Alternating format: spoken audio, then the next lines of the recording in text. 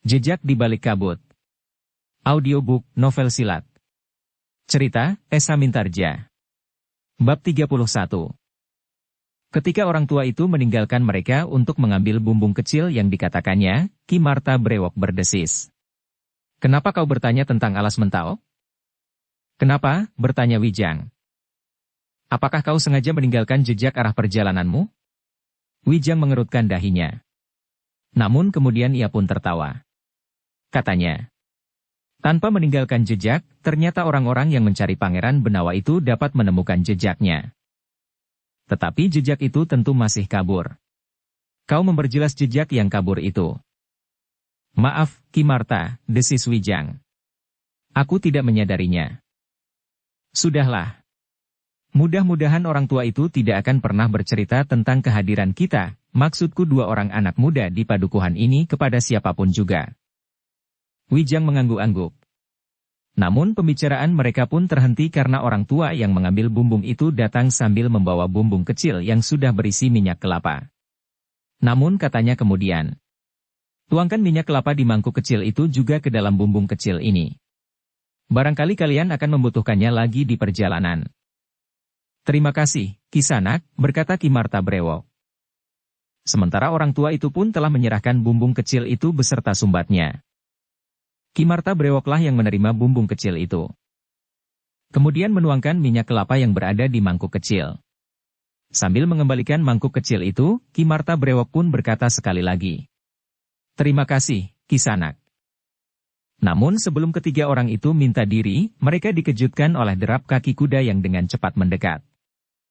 Bahkan tiba-tiba saja berderap memasuki halaman banjar itu. Ketiga orang itu memang menjadi tegang. Orang tua penunggu banjar itu pun menjadi ketakutan pula. Namun ketika orang tua itu mendengar namanya dipanggil, maka ia pun menarik nafas dalam-dalam. Katanya, "Ki Demang." Agaknya bersama Ki Jagabaya. Orang tua itu pun segera menghambur keluar langsung pergi ke halaman depan banjar itu. Sebenarnya lah yang datang adalah Ki Demang, Ki Jagabaya dan dua orang pengiringnya. Mereka pun kemudian berloncatan turun dari kuda mereka. Di serambi belakang banjar itu, Ki Marta Brewok, Wijang dan Paksi termangu-mangu sejenak. Dengan nada tinggi Paksi bertanya, "Apakah yang kita lakukan?" Ki Marta Brewoklah yang menyahut, "Kita menunggu saja di sini. Apa saja yang akan dilakukan oleh Ki Demang?" Wijang dan Paksi pun mengangguk-angguk. Dengan demikian, maka mereka bertiga pun telah duduk menunggu di serambi belakang banjar padukuhan itu. Sementara itu, Ki Demang, Ki Jagabaya dan dua orang pengiringnya naik dan duduk di pendapa. Orang tua penunggu banjar itu pun kemudian bercerita apa yang telah terjadi di padukuhan itu kemarin. "Baru semalam aku mendapat laporan," berkata Ki Demang. "Kenapa ketika peristiwa itu terjadi, tidak seorang pun yang memberi laporan kepadaku?" "Semua orang sedang dicengkam ketakutan," jawab penunggu banjar itu. "Bagaimana dengan Ki Bekel?" bertanya Ki Demang. "Ki Bekel sedang sakit. Punggungnya hampir dipatahkan oleh orang-orang yang garang itu." "Apakah Ki Bekel dapat datang kemari?" "Aku tidak tahu, Ki Demang," jawab penunggu banjar itu. "Apakah Ki Bekel dipanggil kemari?" "Biarlah aku pergi ke rumahnya." "Tidak usah kau sendiri yang pergi," berkata Ki Demang yang kemudian memerintahkan salah seorang pengiringnya untuk memanggil Ki Bekel. Katanya kemudian, "Tetapi jika ia tidak mungkin untuk datang kemari, biarlah nanti aku datang ke rumahnya." Dalam pada itu, ternyata orang tua penunggu banjar itu tidak mengatakan bahwa ada tiga orang yang berada di serambi belakang banjar itu, sehingga dengan demikian ketiga orang itu tidak diminta untuk menghadap. Sambil menunggu kedatangan Ki Bekel, penunggu banjar itu menceritakan apa yang sudah terjadi di padukuhan itu sebagaimana yang diceritakannya kepada ketiga orang yang sedang berada di serambi belakang banjar itu. Beberapa saat kemudian ternyata Ki Bekel telah datang ke banjar. Meskipun punggungnya masih sakit, tetapi ia memaksa diri untuk memenuhi panggilan Ki Demang yang sudah berada di banjar. Di serambi belakang, Ki Marta Brewok, Wijang dan Paksi berusaha untuk mempertajam pendengaran mereka, sehingga mereka dapat mengikuti pembicaraan di pendapa banjar itu. "Ceritakan, Ki Bekel. Apa yang telah terjadi?" Tadi kakek penunggu banjar ini juga sudah bercerita. Tetapi Ki Bekel tentu akan dapat bercerita lebih lengkap. Ki Bekel pun mulai bercerita. Sebagian besar dari ceritanya memang tidak berbeda dengan cerita penunggu Banjar itu. Tetapi ketiga orang di serambi belakang itu kemudian mendengar Ki Demang bertanya. Apakah Ki Bekel dapat menduga, siapakah yang telah datang ke padukuhan ini? Mungkin Ki Bekel mengenal ciri-cirinya atau mungkin ada di antara mereka yang menyebut nama gerombolan mereka atau apapun yang dapat dipergunakan untuk mengenali mereka? Sulit, Ki Demang, jawab Ki Bekel. Tetapi ada di antara mereka yang mengenakan pakaian sebagaimana pakaian prajurit Pajang meskipun tidak lengkap. Mungkin mereka telah merampasnya atau mereka berhasil membunuh 1-2 orang prajurit, kemudian mempergunakan pakaian prajurit yang terbunuh itu, jawab Ki Demang. Tetapi di belakang Wijang berdesis. Tentu para pengikut Paman Haryawisaka. Ki Marta Brewok dan Paksi mengangguk-angguk. Agaknya Wijang yakin, orang yang datang di padukuhan itu adalah para pengikut Haryawisaka. Pembicaraan selanjutnya tidak begitu penting lagi bagi ketiga orang yang berada di serambi itu. Ki Bekel ternyata tidak dapat menyebut ciri-ciri dari kelompok yang lain. Beberapa saat kemudian, maka terdengar Ki Demang itu pun berkata, baiklah. Aku minta Ki Bekel menyiapkan semua laki-laki yang masih mampu mempergunakan senjata. Jika sejak sebelumnya kita sudah bersiap, maka akibatnya tentu akan berbeda. Kita tidak akan memberikan kesempatan kepada orang-orang itu untuk memasuki rumah demi rumah. Menakut-nakuti semua orang. Tetapi apakah kami mampu untuk melawan mereka? Aku tentu tidak akan mencuci tangan. Aku akan ikut campur. Setiap padukuhan akan menyiapkan kelompok-kelompok anak muda yang dapat bergerak cepat dari padukuhan yang satu ke padukuhan yang lain. Kalian harus menyiapkan alat-alat untuk memberikan isyarat. Apapun yang terjadi, kita tidak akan membiarkan kampung halaman kita menjadi lingkungan perburuan tanpa memberikan perlawanan. Bukankah kita mempunyai harga diri? Baik. Baik, berkata Ki Bekel. Sejak hari ini, kami akan mempersiapkan diri. Nanti malam, setiap padukuhan akan mengirimkan 5-10 orang untuk ikut berjaga-jaga di sini. Tetapi tidak mustahil bahwa padukuhan yang lain pun akan mengalami keadaan yang sama seperti padukuhan ini. Baik, Ki Demang. Nah, sekarang aku akan mengelilingi padukuhan-padukuhan. Malam nanti aku akan berada di Banjar ini. Mudah-mudahan mereka tidak kembali. Tetapi jika mereka kembali, kita akan bersikap lain dari sikap kita kemarin. Terima kasih, Ki Demang, jawab Ki Bekel. Aku akan mempersiapkan diri sebaik-baiknya. Bagaimana keadaan Ki Bekel sendiri? Aku berharap bahwa aku segera menjadi baik. Aku sudah mendapat obat yang mujarab. Demikianlah, sejenak kemudian Ki Demang dan pengiringnya itu pun telah meninggalkan Banjar padukuhan itu. Ki Bekel yang agaknya masih belum pulih benar itu pun telah kembali pula. Sejenak kemudian, orang tua penunggu Banjar itu telah berada di serambi belakang menemui ketiga orang yang berada di serambi itu. Mereka sudah pulang, berkata penunggu Banjar itu. Ki Marta Brewok, Paksi dan Wijang pun kemudian telah minta diri. Kami akan meneruskan perjalanan, Kek, berkata Wijang. Berhati-hatilah, Ger. Jika kalian bertemu dengan orang-orang yang garang itu, kalian akan diperlakukan semena-mena. Orang-orang itu agaknya memang tidak berjantung. Baiklah, Kisanak, berkata Ki Marta Brewok. Mudah-mudahan kami tidak bertemu dengan mereka. Demikianlah, maka ketiga orang itu pun segera meninggalkan Banjar padukuhan itu. Sebenarnya ada niat Wijang dan Paksi untuk berada di padukuhan itu barang 1-2 malam. Mereka ingin bersama-sama dengan para penghuni padukuhan itu untuk melawan para pengikut Haryawisaka. Tetapi Ki Marta Brewok pun berkata, mungkin kita dapat mengusir orang-orang itu. Tetapi jika ada yang sempat mengenali pangeran, padukuhan ini akan menjadi semakin parah. Pada kesempatan lain, akan datang kekuatan yang tidak terlawan. Apalagi setelah kita meninggalkan padukuhan ini, sementara orang-orang yang datang itu menganggap bahwa pangeran memang bersembunyi di sini. Wijang mengangguk-angguk. Dengan nada dalam ia pun berkata, apakah benar aku telah banyak menimbulkan malapetaka bagi banyak orang yang sebenarnya tidak tahu apa-apa? Ki Marta Brewok tidak menyahut. Tetapi ia sempat memperhatikan Wijang yang berjalan sambil menundukkan kepalanya. Ketika mereka bertiga beristirahat di pinggir sebuah sungai dan duduk di atas sebongkah batu yang besar, yang nampaknya pernah ditumpahkan dari mulut Gunung Merapi, Wijang itu pun berkata, "Aku harus memperhatikan peristiwa-peristiwa itu. Aku tidak boleh menutup mata, bahwa banyak peristiwa yang tidak dikehendaki telah terjadi. Tentu hal itu tidak pangeran kehendaki. Tetapi sebenarnya lah bahwa hal itu telah terjadi. Orang-orang yang tamak itu tidak menghiraukan sama sekali akibat dari perbuatan mereka." Wijang mengangguk-angguk. Katanya, "Apa yang dilakukan oleh orang-orang tamak itu akibatnya sama seperti yang aku lakukan." "Maksud pangeran?" "Yang aku lakukan dan yang mereka lakukan sama-sama menimbulkan banyak korban. Tetapi niat pangeran jauh berbeda dari niat orang-orang yang tamak itu. Oleh orang-orang tamak itu akibatnya sama seperti yang aku lakukan." Ki Marta Brewok, bukankah Ki Marta Brewok pernah mengatakan, bahwa niat yang baik tidak selalu mendatangkan hasil yang baik?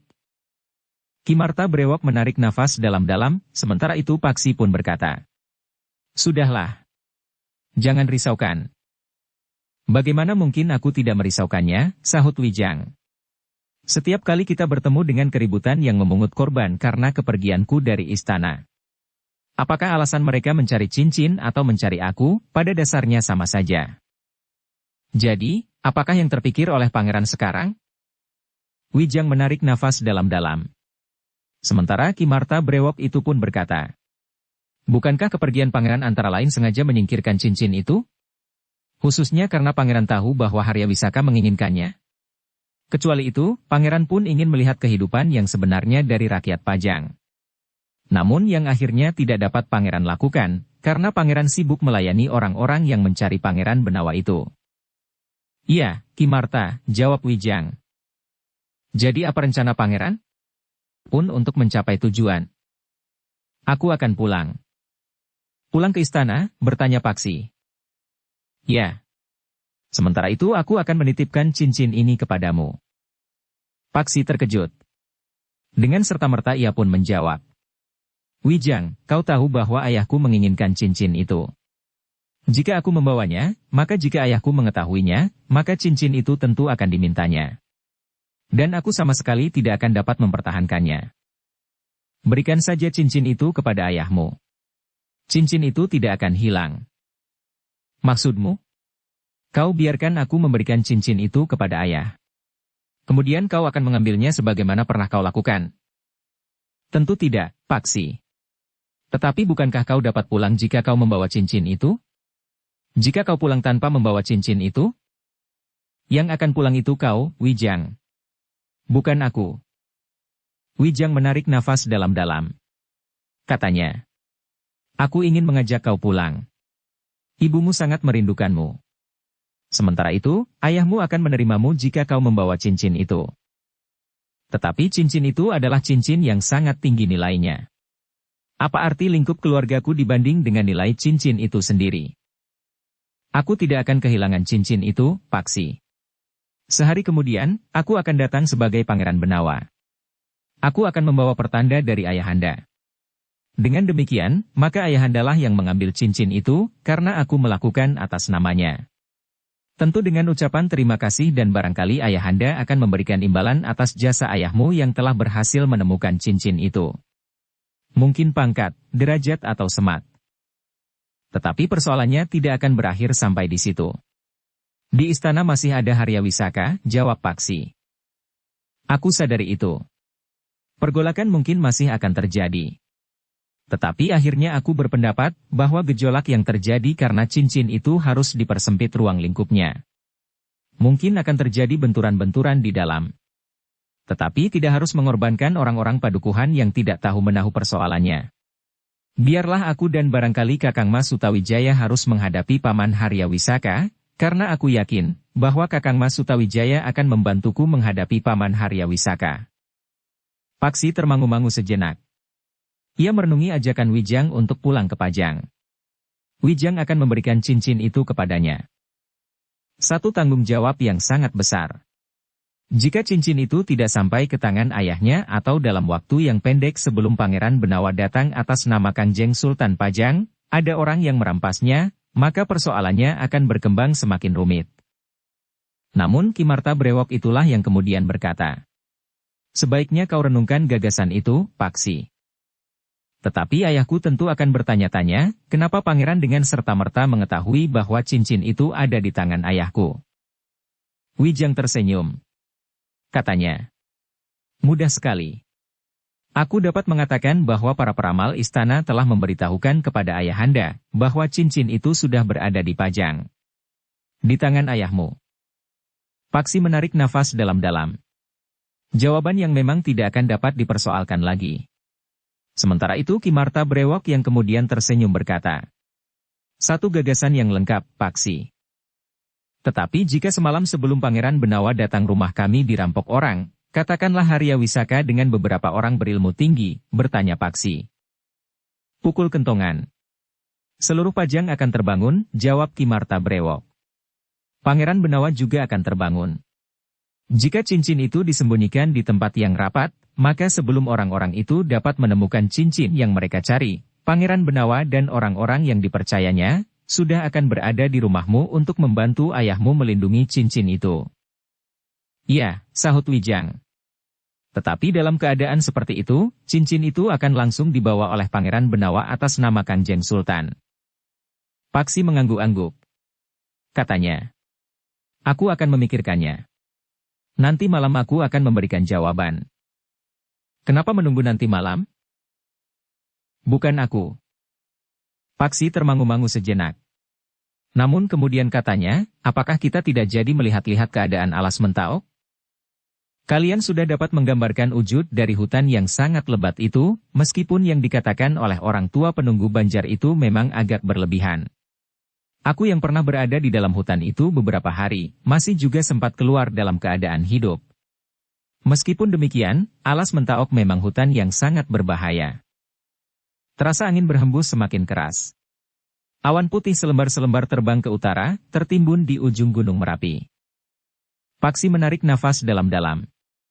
Pendapat Kimarta Brewok memberikan tekanan pada perasaannya.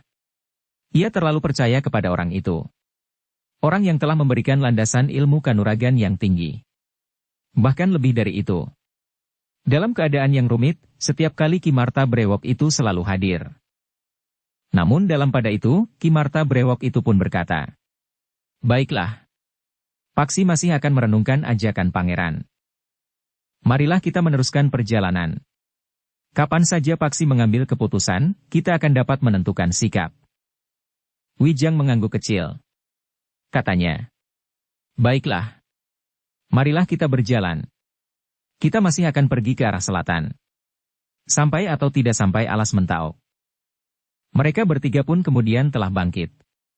Bertiga mereka melangkah ke arah selatan. Tetapi baru beberapa langkah mereka berjalan, Paksi kemudian berkata, "Baiklah, Wijang. Aku pulang." Mereka pun berhenti melangkah. Sambil tersenyum Wijang pun menepuk bahu Paksi sambil berdesis. "Bagus, Paksi. Kita akan bersama-sama pulang. Kau akan membawa cincin itu dan memberikannya kepada ayahmu. Kau akan diterima sebagai anak laki-laki yang baik, yang berbakti kepada orang tua dan bahkan kau akan dapat menjunjung derajat ayahmu, karena dengan mempersembahkan cincin itu kembali ke istana, ayahmu akan mendapat anugerah." Paksi termangu-mangu sejenak, hampir di luar sadarnya ia berdesis. "Tetapi aku tidak tahu pasti, apakah ayah seorang yang setia kepada Pajang? Apakah ayah tidak menjadi salah seorang yang berada di bawah pengaruh Harya Wisaka? Kau akan mengawasinya, Paksi. Jika Harya Wisaka datang dengan kekerasan, maka aku dapat memukul kentongan, sehingga seluruh Pajang akan mendengar karena suara kentongan itu akan segera bersambut dan menjalar kemana-mana.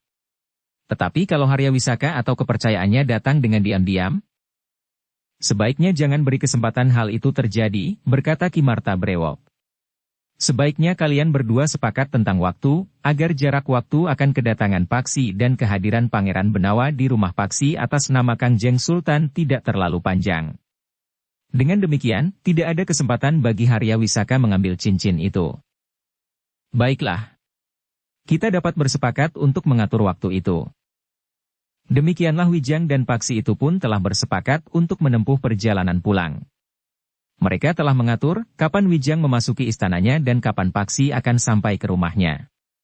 Paksi harus memberikan kesempatan kepada Wijang untuk menemui ayahandanya dan mohon pertanda bahwa Pangeran Benawa atas nama Kangjeng Sultan datang ke rumah Paksi untuk mengambil cincin yang dibawa oleh Paksi. Namun perjalanan pulang itu harus mereka tempuh dengan berhati-hati. Di sepanjang jalan pulang itu masih mungkin terjadi sesuatu yang tidak mereka inginkan. Tetapi kedua orang anak muda itu menjadi semakin tenang ketika Ki Marta Brewok itu pun berkata, "Aku akan menyertai kalian sampai ke Pajang. Tetapi bukankah aku tidak perlu berada di alun-alun Pajang 2 kali sebulan? Saat bulan purnama dan di tanggal pertama untuk menunggu Ki Marta Brewok?" Ki Marta Brewok itu mengerutkan keningnya. Namun kemudian ia pun tertawa. Wijang memandang keduanya berganti-ganti. Tetapi ia tidak tahu apa yang sedang ditertawakan oleh Ki Marta Brewok. Bahkan Paksi pun kemudian ikut tertawa pula. "Apa yang kalian tertawakan?" bertanya Wijang. Paksi menahan tertawa. Namun kemudian ia bercerita bahwa Ki Marta Brewok pernah mengancamnya untuk meminjamkan cincin itu. Ki Marta Brewok akan menemui Paksi di alun-alun Pajang dan menunggunya di saat purnama atau pada tanggal pertama. Ternyata Wijang pun telah tertawa pula. Di perjalanan kembali ke Pajang, Ki Marta Brewok telah berpesan agar mereka menghindari persoalan-persoalan yang dapat terjadi di jalan. Kecuali yang memang tidak dapat kita hindari. Kedua anak muda itu mengangguk-angguk. Meskipun demikian, mereka sadar bahwa mereka berada di lingkungan yang berbahaya.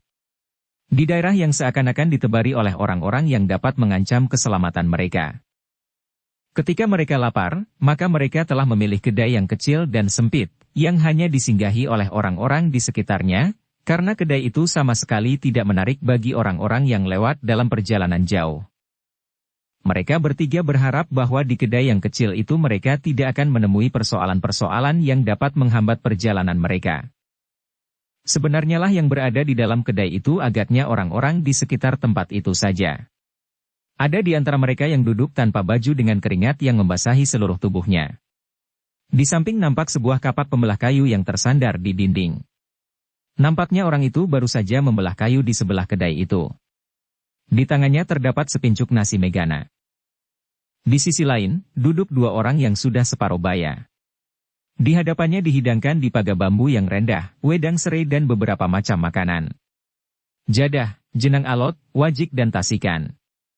Beberapa kerat ketela rebus dengan tempe bacem dan lombok rawit. Kedua orang itu nampak asyik berbincang. Mereka tidak menghiraukan orang-orang lain yang berada di kedai itu. Sekali-sekali terdengar keduanya tertawa. Wijang, Paksi dan Ki Marta Brewok telah mengambil tempat di sudut. Di sebelah orang yang sedang makan sepincuk nasi megana. Tetapi orang itu tidak menghiraukan kehadiran ketiga orang itu. Nampaknya ia sedang menikmati kangkung, lembayung dan kacang panjang rebus dengan bumbu megana. Ketika pemilik kedai itu datang mendekat, maka Wijang pun memesan 3 pincuk nasi megana pula. Ketika orang yang tidak berbaju itu mendengar, maka ia pun mengangkat wajahnya. Dipandanginya Ki Marta Brewok, Wijang dan Paksi sambil tersenyum. Katanya, "Kalian juga senang nasi megana seperti ini?" "Ya, Kisanak." Ki Marta Brewoklah yang menjawab.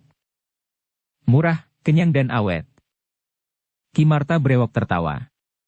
Wijang dan Paksi pun tertawa pula. Tetapi Wijanglah yang bertanya. "Apa yang awet, Kisanak?" "Awet kenyang. Lembayung dan kangkung membuat kita tidak cepat lapar meskipun kita bekerja keras." "Ya. Aku sependapat." Wijang mengangguk-angguk. Sejenak kemudian pemilik warung itu pun telah menghidangkan 3 pincuk nasi megana. Tetapi di dalamnya terdapat masing-masing sebutir telur. "Hah, kalian orang kaya, ya?" "Tidak." "Kenapa?" "Kalian memakai lauk masing-masing sebutir telur." "Kami tidak memesan." Tetapi pemilik kedai itulah yang memberinya. Orang yang tidak berbaju itu memandang pemilik kedai yang sudah kembali ke tempatnya. Katanya, "Kebiasaannya memang begitu." Tanpa bertanya, maka ditaruhnya lauk yang mahal-mahal. Di sini harga telur 3 keping. Padahal di mana-mana hanya 2 keping. "Oh, apa boleh buat? Jika belum terlanjur, aku tidak mau diberi telur yang 3 keping harganya," desis Paksi. "Aku tidak berani mengambil sebutir telur." Nanti anak-anakku tidak makan. Hanya jika ayam kami bertelur lebih banyak, kami sering makan telur. 2 butir telur untuk orang serumah. Apakah ayammu jarang bertelur? Setiap hari ada ayamku bertelur. Tetapi telur itu harus dijual untuk membeli kebutuhan-kebutuhan lain. Aku punya 7 orang anak yang masih kecil-kecil. Bukankah Kisanak mempunyai sebidang sawah? Sawahku sudah digadaikan oleh ayahku untuk 5 tahun. Jadi aku harus menunggu 2 tahun lagi untuk dapat menggarap sawahku sendiri. Sekarang aku menggarap sawah orang lain, sambil bekerja menjadi belandong kayu. Istriku jual ayung-ayung. Di sini juga ada ayung-ayung buatan istriku itu. Kau tidak mencicipi? Setiap pagi aku bawa seirik ayung-ayung. Banyak orang suka ayung-ayung buatan istriku.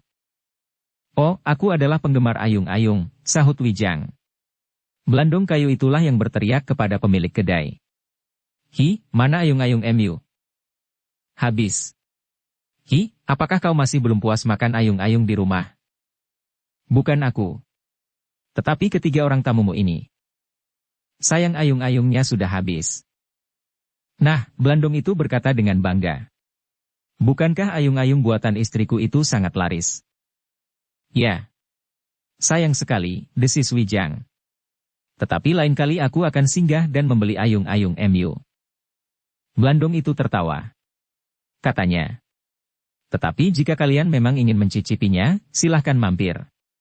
Rumahku tidak jauh. Mungkin masih ada beberapa bungkus ayung-ayung ada di rumah. Terima kasih, Kisanak, jawab Ki Marta Brewok. Lain kali aku akan singgah.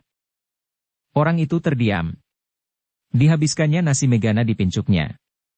Kemudian diteguknya minumannya sehingga mangkuknya hampir menjadi kosong. Sambil bangkit berdiri, ia pun menggeliat. Katanya, perutku sudah kenyang. Silahkan, Kisanak.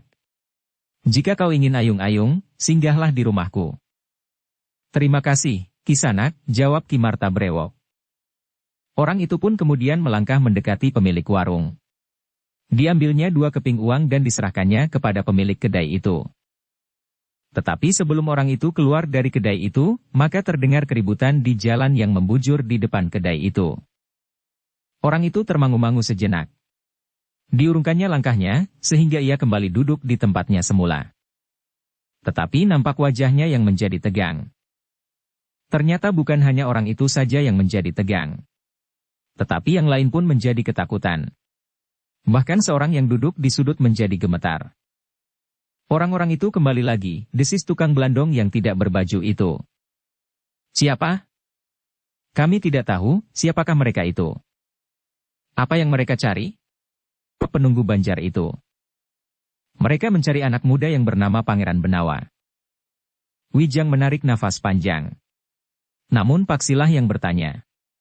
Apakah mereka berhasil? 2 hari yang lalu tidak. Jadi mereka sudah datang kemari 2 hari yang lalu? Ya. Wijang tidak bertanya lagi. Keributan itu menjadi semakin dekat. Ketika Paksi berdiri dan melangkah ke pintu, pemilik kedai itu berkata, jangan keluar. Jangan berbuat sesuatu yang dapat menarik perhatian mereka. Paksi mengurungkan niatnya. Ia justru melihat 2 orang petani yang berlari-lari meloncati parit. Mereka melemparkan cangkul mereka di pinggir jalan. Sebenarnya lah, sejenak kemudian, 4 orang berjalan di depan kedai itu. Seorang perempuan yang berpapasan dengan mereka menjadi gemetar. Sementara itu seorang di antara ke-4 orang membentaknya. Kau mau kemana, Perempuan itu menjawab terbata-bata. Tidak kemana-mana. Orang itu memperhatikan orang yang sudah separuh baya sambil berkata. Awas. Jangan berbuat macam-macam. Perempuan itu tidak menjawab. Tetapi kakinya bagaikan menjadi seberat timah. Ke-4 orang itu pun kemudian telah berdiri di depan kedai itu. Seorang di antaranya melangkah ke pintu kedai. Sambil berpegangan uger-uger pintu kedai itu, ia memandang ke dalamnya. Ia melihat beberapa orang yang sedang berada di dalam kedai. Mereka melihat orang yang tidak berbaju itu. Orang yang ketakutan di sudut dan 3 orang yang sedang memegangi pincuk nasi megana. Orang itu sama sekali tidak menduga bahwa seorang pangeran duduk di dalam kedai sambil memegang sepincuk nasi megana. Karena itu, maka orang itu pun kemudian berkata lantang. Aku minta kalian tidak berbuat sesuatu yang dapat mengacaukan tugas-tugasku di sini. Kali ini buruanku tidak boleh lepas. Aku sudah mendapat keterangan bahwa kemarin ia sudah berada di sini. Tidak seorang pun yang menyahut. Sementara orang itu pun berkata selanjutnya. Jika sekali ini buruanku itu terlepas lagi, maka aku akan membawa 10 orang di antara penghuni padukuhan ini. Mereka tidak akan pernah kembali. Semua orang yang berada di kedai itu masih saja terbungkam. Bahkan mereka pun menundukkan kepala. Tidak seorang pun yang berani mengangkat wajahnya, apalagi memandang orang yang berdiri di pintu itu. Kalian harus membantu kami. Kalian harus memberitahukan kepada kami, di mana anak muda yang aku cari itu bersembunyi. Orang-orang yang ada di dalam kedai itu termasuk pemilik kedai itu masih tetap berdiam diri. Baiklah. Kami akan pergi. Kami akan mencari anak muda yang sejak kemarin sudah ada di sini. Sejenak orang itu memandang berkeliling. Karena orang-orang yang berada di dalam kedai masih berdiam diri sambil menunduk, maka orang itu pun tidak berbuat apa-apa. Sambil beringsut mundur orang itu berkata, "Ingat, siapa yang menggagalkan usaha kami, akan kami hancurkan. Tetapi sebaliknya, siapa yang membantu kami, akan kami beri hadiah yang sangat besar." Tidak seorang pun yang menyahut. Semua orang yang ada di dalam kedai itu masih tetap menundukkan kepalanya. Wijang lebih senang menatap telur yang tinggal sepotong di dalam pincuknya daripada memandang orang yang berdiri di pintu itu. Dalam pada itu, orang yang berdiri di pintu itu juga melihat 2 orang anak muda berada di kedai itu. Tetapi 2 anak muda dengan pakaian kusut, memegangi pincuk nasi Megana di sebuah kedai kecil, sehingga 2 orang anak muda itu tidak menarik perhatiannya. Yang ada di dalam kedai itu sama sekali tidak menggiring perhatian orang yang berdiri di pintu itu kepada seorang pangeran. Demikianlah, maka sejenak kemudian orang-orang itu pun telah meninggalkan kedai itu. Mereka meneruskan langkah mereka sambil menakut-nakuti orang-orang yang lewat di sepanjang jalan. Wijang menarik nafas dalam-dalam. Ternyata ia sudah luput dari perhatian orang itu. Wijang sama sekali tidak menjadi ketakutan. Tetapi ia masih memikirkan orang-orang padukuhan yang akan dapat menjadi sasaran kemarahan dan dendam jika ia berbuat sesuatu terhadap orang-orang yang mencari Pangeran Benawa itu. Sementara itu, Ki Marta Brewok pun telah berpesan agar Wijang dan Paksi menghindari persoalan-persoalan yang dapat timbul dan menghambat perjalanan pulang mereka. Marilah, kita selesaikan nasi Megana ini. Kita sebaiknya segera meninggalkan tempat ini, desis Ki Marta Brewok. Wijang mengangguk-angguk. Sementara itu Paksi pun telah menyelesaikan nasi Megananya meskipun agak tertahan di lehernya, sehingga Paksi harus meneguk minumannya sampai hampir habis. Wijang tersenyum. Katanya, "Pincuknya jangan ikut ditelan, Paksi." "Telurnya," desis Paksi. Ki Marta Brewok pun tertawa. Namun sebelum mereka membayar dan meninggalkan kedai itu, mereka melihat seorang anak muda yang berjalan dengan wajah tengadah dan berhenti di depan kedai itu. Seorang laki-laki bersenjata golok mengiringinya di belakangnya. Sambil memandang pemilik kedai yang duduk di belakang pagar rendah tempat ia menggelar dagangannya, anak muda itu menyapa. "Hi, Kang. Kemana istrimu? Kaukah yang sekarang berjualan nasi di sini?" Pemilik kedai itu terkejut. Dipandanginya anak muda itu dengan seksama. Namun kemudian ia pun berdesis. "Wicitra, kapan kau pulang?" "Kemarin. Aku sekarang sudah berubah. Kenapa kau masih tetap saja menjadi penjual nasi? Bahkan tanpa istrimu?" "Istriku sedang pulang untuk mengambil bumbu Megana." "Hi, kau memang berubah. Di mana kau selama ini?" Anak muda itu mengangkat wajahnya. Katanya, "Aku tidak mau hidup di tempat yang pengap seperti ini. Aku harus berubah. Dan aku berhasil." "Jadi, apa yang kau lakukan di sini sekarang?" "Aku akan menjual warisanku untuk menambah modal kerjaku. Aku seorang saudagar yang berhasil." "Maksudmu, tanah dan rumah yang ditinggali kedua orang tuamu itu?" "Ya. Tetapi bukankah kedua orang tuamu masih hidup? Tanah dan rumah itu akhirnya akan jatuh ke tanganku juga. Apa bedanya sekarang dengan setelah ayah dan ibuku meninggal? Lalu, di mana ayah dan ibumu harus tinggal?" Ia dapat tinggal bersama paman. Bukankah umur mereka sudah tidak akan terlalu panjang lagi? Citra. Wicitra tertawa. Katanya. Jangan dibelenggu oleh kecengengan. Kematian seseorang adalah alami. Semua orang akan mati. Juga ayah dan ibu. Wijang dan Paksi mendengar pembicaraan itu. Tiba-tiba Paksi menggamit Wijang sambil berdesis. Apakah anak itu sudah gila? Hus, potong Wijang. Biar saja ia berkicau sesuka hati. Tetapi telingaku terasa panas. Wijang tertawa tertahan. Katanya. Jangan membiasakan diri cepat tersinggung. Ki Marta brewok tersenyum. Katanya. Satu pengenalan yang menarik. Jadi ada juga anak yang bersikap demikian terhadap orang tuanya. Tetapi kita belum tahu, apakah orang tuanya itu orang tuanya sendiri, orang tua angkat atau sekedar mengaku orang tua. Tetapi warisan itu? Hus. Wijang berdesis. Ternyata anak muda itu melangkah ke pintu kedai. Seperti orang yang sedang mencari Pangeran Benawa, anak muda yang bernama Wicitra itu berdiri berpegangan uger-uger pintu. Dipandanginya orang-orang yang berada di dalam kedai itu. Dengan nada tinggi Wicitra itu berkata, kedaimu masih juga kedai kerdil dan kotor. Orang-orang yang makan di dalam kedaimu juga orang-orang yang tidak berbaju dan berpakaian kusut. Kau tidak ingat lagi kepada Kang Setra Belandong? Tentu ingat. Ia masih juga Belandong seperti dahulu. Ia masih juga makan di kedaimu tanpa baju. Orang yang disebut Setra Belandong itu hanya memandangi Wicitra saja tanpa mengatakan sesuatu. Wicitra tertawa melihat tukang Belandong yang duduk termangu-mangu, yang sebenarnya sudah akan meninggalkan kedai itu, tetapi tertahan karena kehadiran 4 orang yang mencari Pangeran Benawa itu.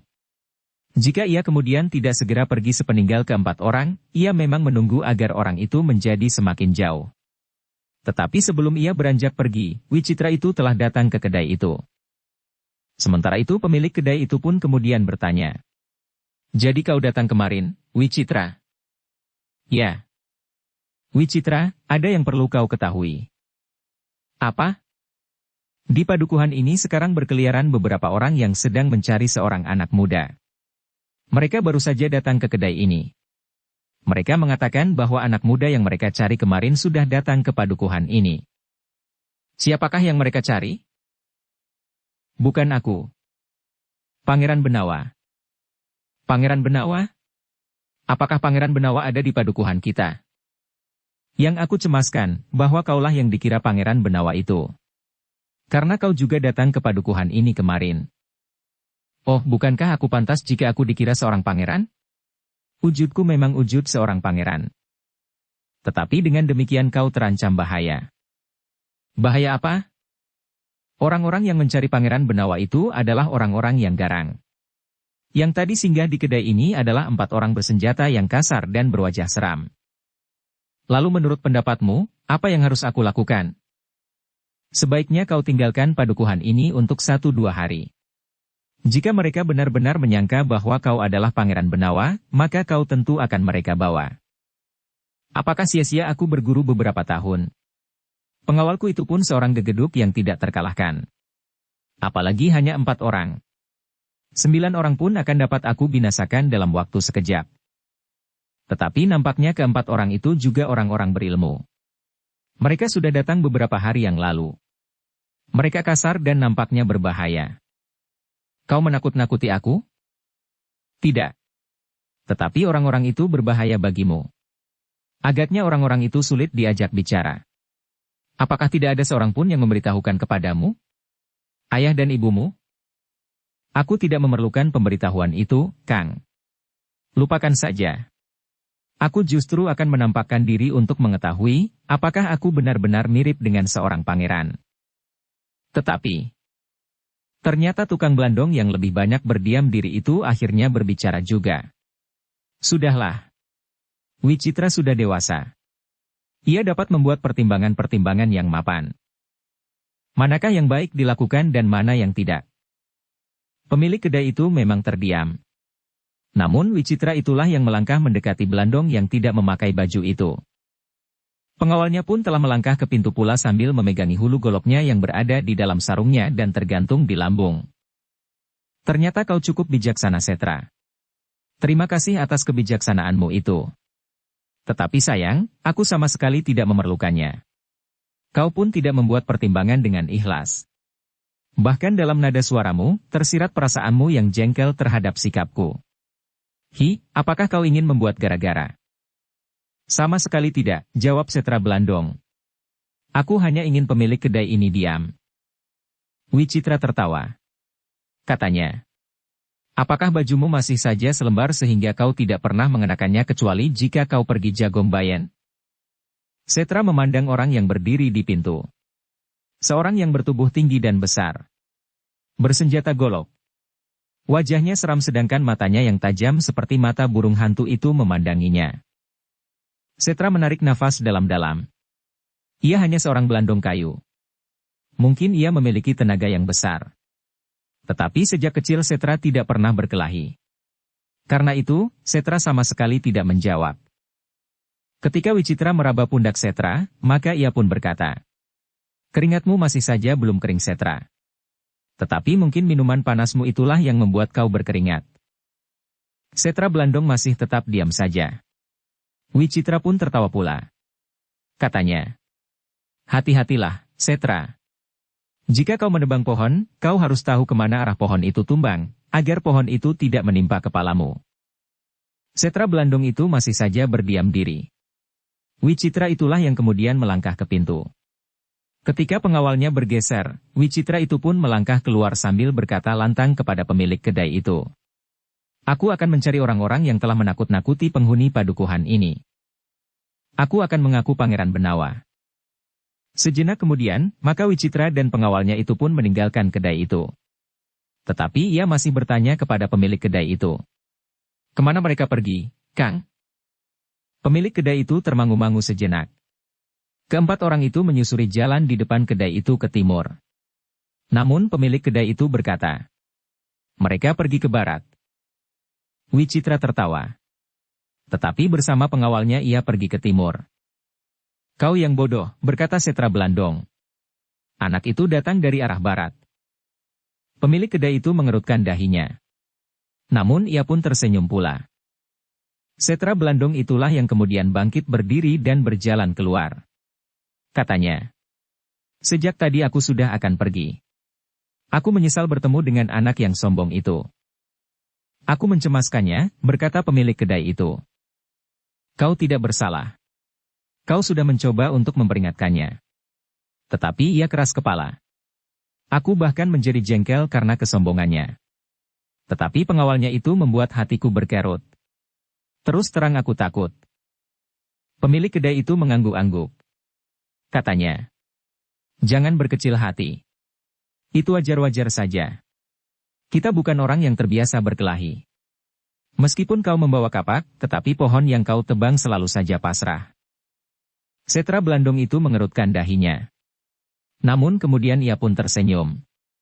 Kecut sekali. Tetapi Setra Blandong itu masih juga berkata kepada Ki Marta Brewok dan kedua orang anak muda yang menyertainya. Jika kau perlu ayung-ayung, ambil di rumahku. Ki Marta Brewok tertawa sambil menjawab. Terima kasih, Ki Setra.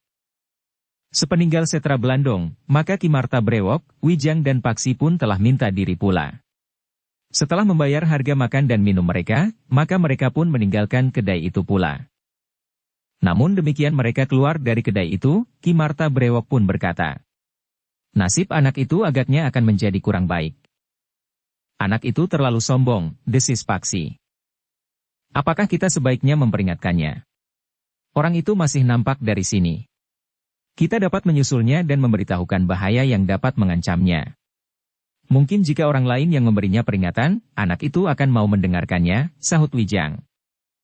Ki Marta Brewok menarik nafas panjang. Katanya, belum tentu. Agaknya anak itu terlalu sombong. Kau dengar apa yang dikatakannya tentang kedua orang tuanya? Paksi mengangguk-angguk. Katanya, anak itu memang sangat menjengkelkan. Tetapi biarlah kita mencobanya. Mungkin kita dapat meyakinkannya. Ketiganya pun mempercepat langkah mereka. Namun anak muda yang bernama Wicitra itu telah hilang di tikungan. Kita pun akan berbelok pula, berkata Ki Marta Brewok. Tetapi persoalan ini adalah persoalan terakhir yang akan dapat menghambat perjalanan kita. Selanjutnya kita akan langsung menempuh perjalanan pulang. Ya. Kita tidak menghiraukan lagi, apapun yang terjadi di sekitar diri kita, berkata Paksi. Tetapi Wijang justru tertawa. Katanya. Benar begitu? Paksi mengerutkan dahinya. Ki Marta Brewoklah yang kemudian tertawa pula. Paksi yang memberengut itu pun berkata. Jadi akulah yang telah menghambat perjalanan pulang? Tidak. Bukankah aku tidak berkata begitu, sahut Wijang. Paksi tidak berbicara lagi. Tetapi ia berjalan lebih cepat. Tongkatnya menghentak-hentak tanah yang dilewatinya. Namun langkahnya tiba-tiba terhenti. Mereka mendengar suara keributan kecil terjadi di belakang tikungan. Dengan hati-hati ketiganya mendekat sambil melekat di dinding. Dari tempat mereka berhenti, ketiganya mendengar suara seorang laki-laki. Sebaiknya kau tinggalkan padukuhan ini untuk 1-2 hari. Tidak, kau dengar. Jika kau bukan anakku, aku tidak akan memperdulikanmu, Wicitra. Oh, jadi kau usir agar aku tidak sempat menuntut warisan itu lagi. Ambil semuanya yang akan kau ambil, Wicitra. Tetapi banyak orang dan bahkan Ki Bekel menasehatkan agar kau meninggalkan padukuhan ini. Orang-orang itu adalah orang-orang yang tidak mengenal kasihan. Mereka tentu menyangka bahwa kaulah yang mereka cari. Pangeran Benawa? Ya. Aku memang akan mengaku sebagai Pangeran Benawa. Bukankah tampangku pantas untuk disebut sebagai seorang pangeran? Tetapi kau akan ditangkap. Siapa yang dapat menangkap aku, biarlah dilakukannya. Aku tidak takut. Kau ajari anakmu menjadi pengecut? Tidak. Tentu tidak. Tetapi aku dan ibumu mohon. Cukup. Sebaiknya ayah menyiapkan segala sesuatunya yang akan ayah wariskan kepadaku. Besok kita menghadap Ki Bekel. Kemudian aku akan menjual semuanya untuk menambah modalku. Jika perdaganganku menjadi besar, aku akan menjadi saudagar yang paling kaya di Pajang. Sudah aku katakan. Ambil yang akan kau ambil. Jangan mencari alasan untuk menunda-nunda lagi. Wicitra. Cukup, bentak Wicitra. Biar aku menentukan sikapku sendiri. Aku sudah dewasa. Aku sudah tahu, manakah yang baik dan mana yang tidak baik. Mana yang berbahaya dan mana yang tidak berbahaya. Wicitra, Wicitra. Diam kau. Jangan ikuti aku. Suara mereka tidak terdengar lagi. Langkah Wicitra semakin jauh. Sedangkan desah ayahnya masih terdengar dari balik dinding di tikungan. Ki Marta Brewoklah yang kemudian berbisik. Marilah kita dekati orang tua Wicitra itu. Bukan aku yang membuat persoalan, desis Paksi. Wijang tertawa tertahan. Katanya. Tetapi persoalan ini masih terkait dengan persoalan terakhir yang akan melibat kita. Ki Marta Brewok pun kemudian memberi isyarat kepada kedua orang anak muda itu untuk mengikutinya. Demikian ketiganya muncul di tikungan, ayah Wicitra itu terkejut bukan buatan. Hampir saja ia meloncat berlari untuk mengejar anaknya. Tetapi kakinya serasa menjadi seberat timah. Ki Marta Brewoklah yang kemudian berkata dengan kata-kata yang sareh. Jangan takut, Kisanak. Aku tidak berniat buruk. Dengan wajah yang tegang, ayah Wicitra itu memandang Ki Marta Brewok dan kedua anak muda yang menyertainya itu berganti-ganti. Siapakah kalian? Apakah kalian akan mencari Pangeran Benawa? Di sini tidak ada Pangeran Benawa. Yang kalian sangka Pangeran Benawa itu adalah anakku. Namanya Wicitra. Ia sama sekali tidak tahu menahu tentang Pangeran Benawa. Kisanak, kami tidak sedang mencari Pangeran Benawa. Kami sama sekali tidak mengenalnya, bahkan baru sekarang kami mendengar namanya. Jadi, apa yang kalian cari di sini? Kami tidak mencari apa-apa di sini, Kisanak, jawab Ki Marta Brewok. Kami hanya lewat. Di tikungan ini kami mendengar suara ribut-ribut, sehingga kami berbelok kemari. Orang itu menarik nafas dalam-dalam. Katanya. Jadi kalian tidak mencari Pangeran Benawa? Tidak, Kisanak. Tetapi banyak orang yang mengatakan bahwa sekelompok orang sedang mencari Pangeran Benawa di sini. Pangeran Benawa yang kemarin sudah datang di padukuhan ini. Sedangkan anak muda yang kemarin datang di padukuhan ini adalah anakku. Aku cemas bahwa anakku itulah yang disangka Pangeran Benawa. Tidak takut. Kau ajari anakmu menjadi pengecut. Apakah anakmu mirip dengan Pangeran Benawa? Bertanya Wijang. Aku tidak tahu. Aku belum pernah melihat Pangeran Benawa. Yang jelas mirip adalah kemudaannya. Menurut kata orang, Pangeran Benawa itu masih muda. Anakku juga masih muda. Tetapi aku dengar, Kisanak justru bertengkar tadi. Itu tadi anakku. Aku mencoba untuk membujuknya agar ia bersedia meninggalkan padukuhan ini barang 1-2 hari sampai orang-orang yang mencari Pangeran Benawa itu pergi. Apakah orang-orang yang mencari Pangeran Benawa itu mirip kami? Yang kami dengar adalah 4 orang. Mungkin saja yang seorang baru mempunyai keperluan lain. Tetapi orang itu bukan kami, jawab Ki Marta Brewok yang selanjutnya berkata. Bagaimana tanggapan anakmu? Anak itu menolak. Ia justru ingin mengaku sebagai Pangeran Benawa itu sendiri. Apakah anakmu tidak takut kepada orang-orang yang sedang mencari Pangeran Benawa itu? Mereka tentu orang-orang yang berilmu tinggi, karena mereka tahu bahwa Pangeran Benawa itu pun berilmu tinggi. Seharusnya anakku menyadari akan hal itu. Tetapi anakku pun merasa memiliki ilmu. Ia baru saja selesai berguru. Sementara itu seorang pengawalnya juga berilmu tinggi. Siapakah pengawalnya itu? Aku tidak tahu, tetapi ia adalah orang yang diupah oleh anakku. Ia seorang upahan yang setia. Seharusnya anakmu mendengar nasihatmu. Apakah kalian bersedia menolong aku? Bertanya ayah Wicitra itu. Maksud Kisanak? Bertanya Ki Marta Brewok. Tolong, beritahu anakku. Kau dapat menakut-nakutinya atau dengan cara apapun juga. Kemana anakmu sekarang? Mungkin ia pulang dan menunggu orang-orang yang mencari Pangeran Benawa itu di rumah. Atau justru anak itu juga sedang mencari keempat orang yang mencari Pangeran Benawa itu. Aku tidak berkeberatan menemui anakmu dan mencoba mencairkan hatinya yang keras itu. Terima kasih, Kisanak. Marilah, aku mohon Kisanak bersedia singgah di rumahku. Ki Marta Brewok, Wijang dan Paksi pun kemudian telah mengikuti ayah Wicitra itu. Mereka akan menemui Wicitra dan mencoba untuk menyelamatkannya dari tangan orang-orang yang mencari Pangeran Benawa itu. Demikianlah, sejenak kemudian, ketiga orang itu pun dipersilahkan untuk duduk di peringgitan. Namun ternyata bahwa Wicitra masih belum pulang. Anak itu membuat jantungku kuncup, berkata ayah Wicitra. Ia adalah anakku satu-satunya. Meskipun ia telah menyakiti hatiku dengan permintaannya yang sebenarnya tidak masuk akal, tetapi bagaimanapun juga ia adalah anakku. Apa yang diminta oleh anak itu? Bertanya Ki Marta Brewok. Rumah dan tanahnya. Sawah dan pategalan yang ada. Anakku akan menjualnya untuk menambah modal usahanya yang nampaknya menjadi semakin maju.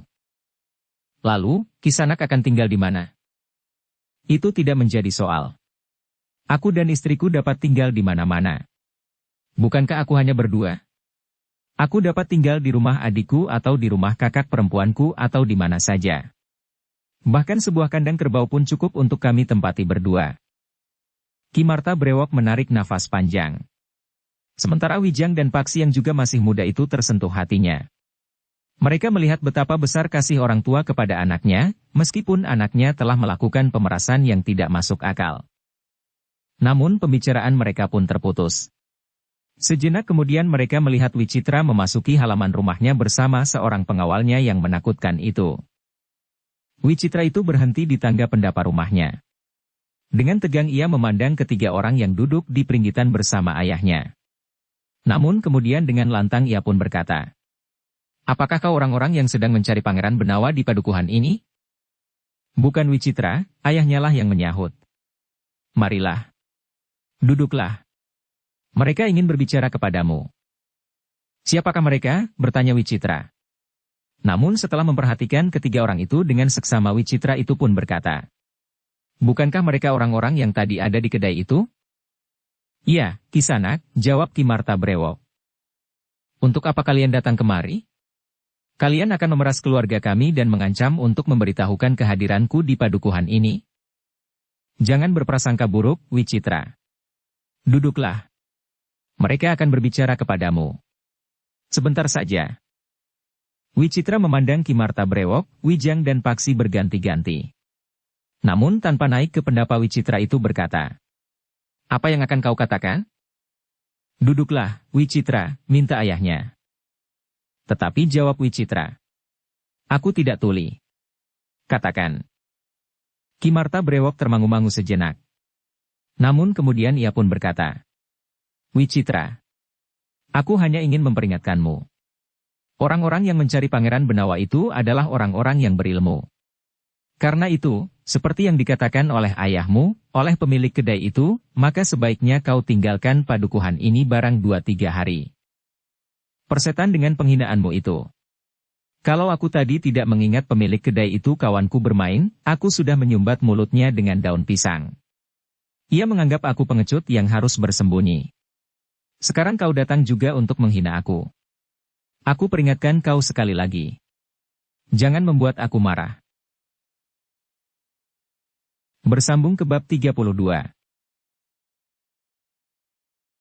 Dukung kami dengan subscribe, follow, like, komen dan share. Terima kasih.